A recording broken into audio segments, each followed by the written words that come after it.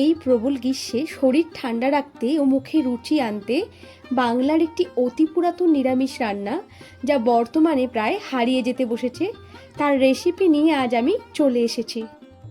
নমস্কার, আমি পাপিয়া। আদি আনন্দের পরিবারে আপনাদের সকলকে স্বাগত। শুরু করছি আজকের রেসিপি ঝিঙে বাহার। ঝিঙে বাহার বানানোর জন্য নিয়ে নিয়েছি 500 গ্রাম ঝিঙে। ঝিঙেটা অবশ্যই কচি হওয়া প্রয়োজন। এবার ঝিঙের দুই প্রান্ত বাদ দিয়ে একটি পিলারের সাহায্যে বাদ দিয়ে দিচ্ছি এর খোসাগুলো। আপনারা চাইলে বটির ব্যবহারও করতে পারেন। একইভাবে ছাড়িয়ে নেব বাকি ঝিঙের খোসাগুলি। এই খোসাগুলো কিন্তু আমি ফেলে দেব না। এই খোসাগুলো দিয়ে দারুণ একটা রান্না হয়। তার রেসিপিটা অন্য কোনো একদিন দেখানোর ইচ্ছা রইল। এবার ঝিঙেগুলো জল দিয়ে ভালো করে ধুয়ে নিয়ে কেটে নিচ্ছি।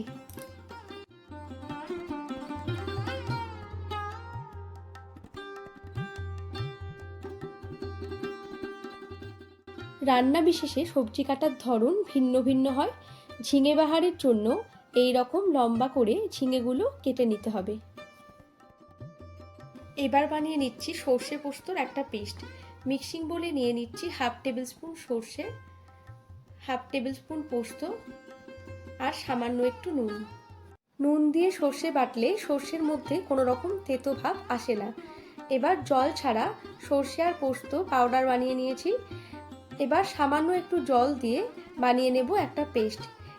এইভাবে সর্ষে পোস্ত বাটলে আগে থেকে সর্ষে পোস্ত ভিজিয়ে রাখার কোনো প্রয়োজন হয় না।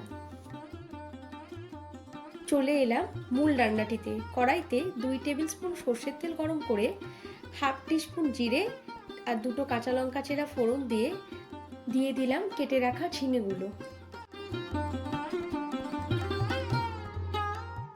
1/2 টিস্পুন হলুদ গুঁড়ো মিশিয়ে ঝিঙেগুলো মিনিট খানেক ভেজে নিয়ে দিয়ে দিলাম স্বাদ মতো নুন। আমি এই রান্নাটিতে আর নুনের ব্যবহার করব না। আরও মিনিট খানেক ভেজে নিয়ে ঢাকা দিয়ে 5 মিনিট সিদ্ধ হতে দেব।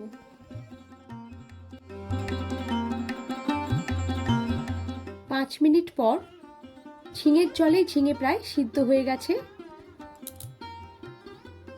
এবার দিয়ে দিলাম বেটে রাখা সর্ষে পোস্ত। মিনিট খানেক সর্ষে পোস্ত কষিয়ে নিয়ে দিয়ে দিলাম 3 টেবিল স্পুন নারকেল কোড়া। নারকেল কোড়া ভালোভাবে মিশিয়ে নিয়ে দিয়ে দিচ্ছি 1 চামচ চিনি।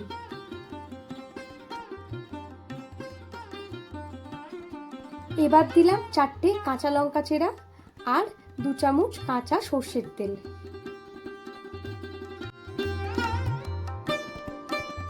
এবার ভালোভাবে কষিয়ে নিয়ে সামান্য পরিমাণ জল দিয়ে মশলা গামাখা হওয়া পর্যন্ত ফুটিয়ে নেব।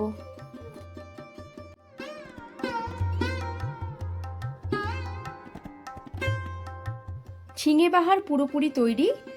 পরিবেশন করুন গরম ভাতের সাথে।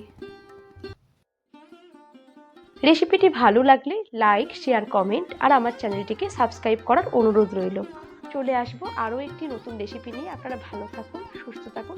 ধন্যবাদ।